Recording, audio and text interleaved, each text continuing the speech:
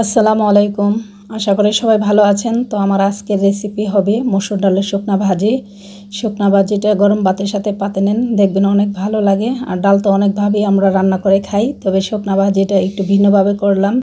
আগে দেখতাম পোলাও ডিশ বানিয়ে বিভিন্ন আইটেমের সাথে ডাল ভাজাটাও দিত, তাই দেখে দেখে আজকেও করলাম, যে একটা ডিশ বানিয়েছিলাম, তার মধ্যে দিয়ে খেয়েছি, খুব ভালো লেগেছে। ডিশ এর সাথে যে ভাজিগুলো দিয়েছি বা যে আইটেমগুলো দিয়েছি সবগুলো আপনাদেরকে দেখাতে পারলাম না, এই জন্য ডাল ভাজিটা দিয়ে দিলাম। তো আপনারাও খাবেন ডাল ভাজাটা ভাজা ভাজা করে।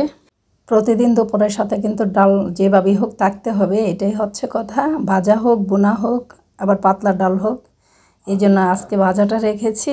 যারা ডাল খেতে পছন্দ করেন না তাদের জন্য এই ভাজিটা দিলাম।